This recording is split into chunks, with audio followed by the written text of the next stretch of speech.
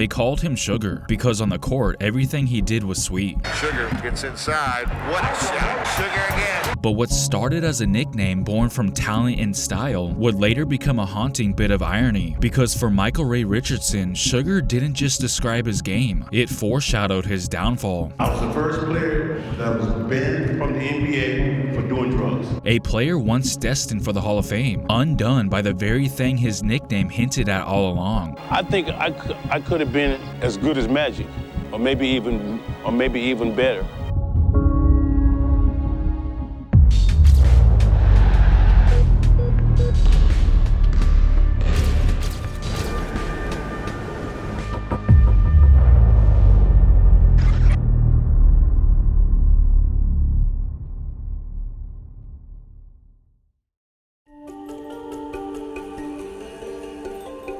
In 1978, the New York Knicks selected Michael Ray Richardson with the 4th overall pick in the NBA draft. 2 picks before Larry Bird was even taken. They called him the next Walt Frazier. Richardson was one of the NBA's first big point guards. Smooth, athletic, and electric on both ends of the court. Michael Ray was a guy who played just like I played. Every time I saw him, he went right at me. Michael Ray Richardson. Isaiah Thomas to this day tells me that the one guy he was scared of was Richardson.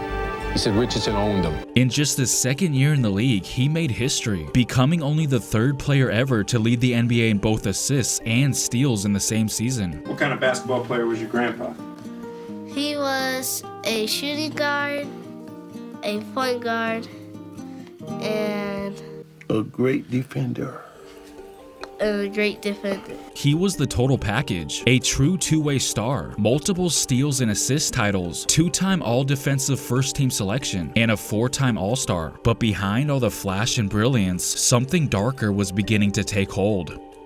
Despite his personal success, Richardson never found much playoff glory with the Knicks, and off the court, he started getting involved with people he probably shouldn't have been around. I heard so many stories. Friends that I had in New York said, Mike, your boy Sugar's doing some bad things, man. A lot of bad things are happening to him. By 1982, the Knicks were struggling, fans stopped showing up, and Madison Square Garden's energy began to fade. So the team fired their head coach Red Holzman and brought in Hubie Brown. But Brown and Michael Ray didn't get along at all. Michael felt Hubie was disrespectful. Things boiled over during a team meeting in training camp, and after a heated exchange, Hubie shipped him out, trading him to the Golden State Warriors just a week before the season began. Stop telling me about all of this incredible talent, because the off-court demons never allowed him to play to his potential in a New York Knickerbocker uniform.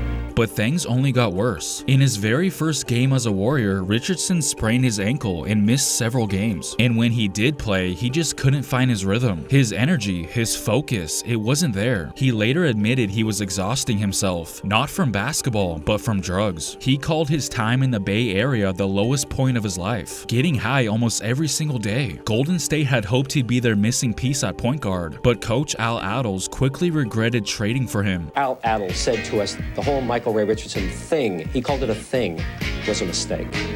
He said he was a coach's nightmare. Michael Ray played only 33 games with the Warriors before being dealt again, this time to the New Jersey Nets in February of 1983. The Nets decided to give him a shot, but it became clear early on that he wasn't the same player anymore. Instead of going to practice, he'd sneak into the city to buy more drugs. Head coach Larry Brown knew that he couldn't just sit back, so one day he personally drove Richardson to a drug clinic in New Jersey. For a while, it helped. Michael started to look like himself again, but when Larry Brown suddenly left to go coach in college after that season, Richardson spiraled again. That offseason, he checked in and out of rehab multiple times, and when training camp came around in September of '83, he vanished for several days. When he finally resurfaced, he admitted he'd relapsed. The Nets had no choice but to waive him, but lucky for him, the NBA had just introduced a new drug policy, a 3-strike rule. In other words, 3 strikes and you are out. So the Nets reinstated him. He had another chance, actually 2 more.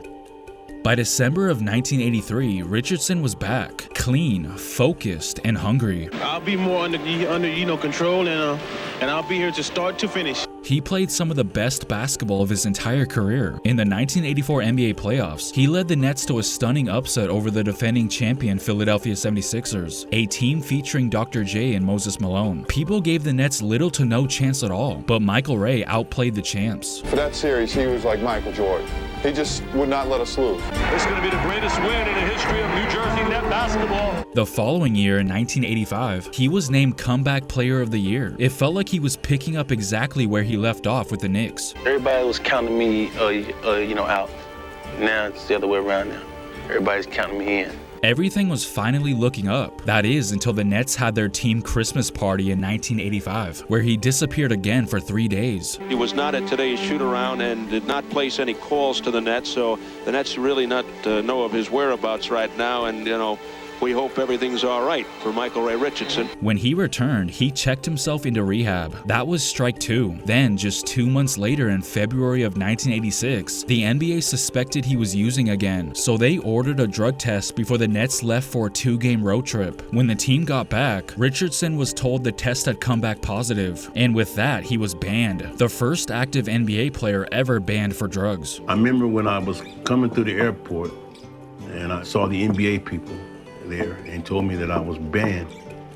Like right then, that's when it really hit home. Michael Ray Richardson has tested positive for the presence of cocaine and is permanently disqualified from playing basketball in the National Basketball Association.